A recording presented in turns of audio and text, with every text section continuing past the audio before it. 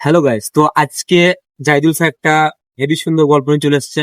তো গল্পটা মিস না করে একদম প্রথম থেকে লাস্ট অব্দি শুনে যাও। গল্পটা হেভি গল্প। তো এর আগে তো আমি শুনেছি, তো জাস্ট তোমাদেরকে শোনাবো। তো ভিডিওটা স্কিপ না করে ভিডিওটা শেষ পর্যন্ত দেখার অনুরোধ করলাম আমি। আর যদি ভিডিওটা ভালো লাগে, লাইক কমেন্ট শেয়ার করে অন্যজনকে দেখাবার সুযোগ করে দেবে। Good evening. আজকে আপনাদের একটা গল্প বলবো। গল্পটা বড় আছে, আমি শর্টে বলবো। তো তার কারণ আছে, পরে আমি লাস্টে আপনাদেরকে কারণটা বলছি যে আজকে এই গল্পটা কেন উপস্থাপন করছি। তো অনেক ছোটবেলা পড়েছিলাম এই যে সিংহাসন 32 বেদাল পঞ্চবংশতি, ওর মধ্যে থেকে নেওয়া। এক দেশের রাজপুত্র বাণিজ্য করতে গেছে, বাণিজ্য করে ফেরার সময় তার ধন সম্পদ সব লুট হয়ে গেছে। লুটেরেরা লুট করে নিয়ে চলে গেছে। এইবারে ফিরতে গেলে ওর সঙ্গে গাড়ি ঘোড়া আছে, লোক লস্কর আছে, তাদের রসদের ব্যাপার আছে। তো সেই সব ফুরিয়ে যাওয়াতে সে পাশের যে রাজা, সেই রাজত্বে গিয়ে সেলটা নিয়েছে এবং রাজাকে ঘটনাটা বলেছে।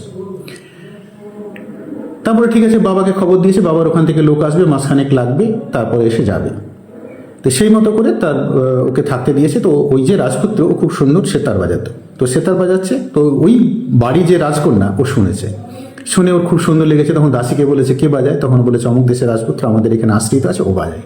বলে চল তো একটু। ওখানে গিয়ে সেতার শুনতে গেছে। একদিন দুদিন পরে আলাপ হয়েছে। আলাপ হয়ে যাওয়ার পরে দুজনের মধ্যে প্রেম হয়েছে।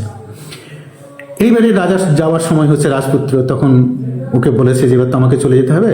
তা রাজকন্যা বলেছে যে আপনাকে ছাড়া তো আমি থাকতে পারবো না, আমাকে বিয়ে করে নিয়ে চলুন। বলে আপনাকে বিয়ে করলে তাহলে তো আপনার বাবার সাথে কথা বলতে হবে। বলে ঠিক আছে, তো কথা বলুন। কথা বলেছে, তখন কথা বলে রাজা যে বলেছে, রাজা বলছে, হ্যাঁ বাবা, তোমার সঙ্গে বিয়ে দিতে আমার কোনো আপত্তি নাই, কিন্তু বিষয় হলো যে আমার মেয়ে অমুক দেশের রাজপুত্রের সঙ্গে আমার বিয়ে ঠিক করা আছে, আমার মেয়ে বাগদত্তা আছে। তাহলে এই প্রস্তাব আমি গ্রহণ করতে পারলাম না। ও রাজকন্যাকে বলেছে যে দেখুন, আপনি অমুক দেশের রাজার ছেলের সঙ্গে আপনার বিয়ে ঠিক হয়েছে, আপনি বাগদত্তা, আপনার সঙ্গে আমার বিয়ে সম্ভব না। তখন রাজকন্যা বলেছে, না আমার তো উপায় নেই, তাহলে আমাকে মরতে হবে, আর না হয় আপনাকে নিয়ে চলুন, আমি আপনার সঙ্গে চলে যাব। তাহলে আমি চলে যাবো কী করে? বলে আমি আপনাকে 50 টাকা দিচ্ছি, আপনি ঘোড়া কিনে নিয়ে আসুন। তখন পাশের একটা আস্তা বলে গিয়েছে। আস্তা বলে গিয়ে সহিসকে জিজ্ঞেস করেছে, দুটো ঘোড়া পছন্দ হচ্ছে, একটা কম বয়স্ক যার দাম হচ্ছে 40,000 টাকা, একটা বেশি বয়স্ক যার দাম হচ্ছে 50,000 টাকা। তখন ওকে জিজ্ঞেস করেছে রাজপুত্র যে সহিস, এরম কেন যে কম বয়সী জওয়ান ঘোড়া তার দাম তুমি রেখেছো 40,000, আর যে বেশি বয়স্ক ঘোড়া তার দামে রেখেছো 50,000, এটা কেন? তখন বলল, দেখুন এই ঘোড়াটা ভালো, কিন্তু এর একটা দোষ আছে, ছোট ঘোড়াটা। কিরকম? এ জল দেখলে দাঁড়িয়ে যাবে। বলে এরকম কেন? বলে এর পর্দা দিয়ে একবার জলে পড়ে গেছিল, তার থেকে ওর দাদি ভয় করতো, তারপর থেকে ওর মা, এখন এ জল দেখে ভয় করে। আপনি যে ভাগাবেন মেয়ে, আপনি যে রাজকন্যাকে নিয়ে পালাবেন, পালাতে গিয়ে সামনে যদি নদী পড়েছে তাহলে দাঁড়িয়ে, তাহলে আপনি ধরা পড়বেন। আর বেশি বয়স্কটা কিন্তু দাঁড়াবে না, ও চলতেই থাকবে। তো রাজা কিছুক্ষণ চিন্তা করার পরে ওই বেশি বয়স্ক ঘোড়াটা কিনলো, সোজা বাড়ি চলে গেল, রাজকন্যাকে নিল না। এবার আমি আপনাদের জিজ্ঞেস করছি, এটা কেন? আচ্ছা ঠিক আছে, আমি বলে দিচ্ছি। এই যে রাজপুত্র, ও চিন্তা করেছে যে আমি যদি আজকে, যে রাজা আমাকে সম্মান দিয়ে এখানে রেখেছে, আমি যদি তার মেয়েকে নিয়ে পালাই, তাহলে তার সম্মানহানি হবে। এই যে মেয়ে আমি নিয়ে যাচ্ছি, এর যে হেরিডিটি, যেরকমভাবে ঘোড়ার হেরিডিটি ওর বংশ পরম্পরায় কাজ করছে, আমি যদি এই মেয়ে নিয়ে যাই, তাহলে এর মায়ের যে হেরিডিটি, এ আমার মেয়েও কার সঙ্গে পালাবে। অতএব তোমার সম্মান তোমার কাছে থাকুক, আমার সম্মান আমার কাছে থাকুক, আমি ভাব বাড়ি চলে যাই। সেই জন্য রাজপুত্র ওই ঘোড়াটা, যেটা কম বয়স্ক সেটা না নিয়ে বয়স্ক ঘোড়াটা নিয়ে চলে গেছে। এখন আমাদের কাছে যে কমপ্লেন্টগুলো আসছে, যেটা বিলো 18, যে কমপ্লেন্টগুলো মেয়ের বাবারা করছে, আমরা সেইগুলো স্পেসিফিক মামলা করছি।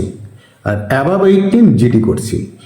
মোবাইল হারানোর মতো হারাচ্ছে, মানে ডেলি দুটো তিনটে কতগুলো আনঅফিসিয়াল রিকভারি হচ্ছে আর কতগুলো অফিসিয়াল রিকভারি হচ্ছে তার ঠিক নেই।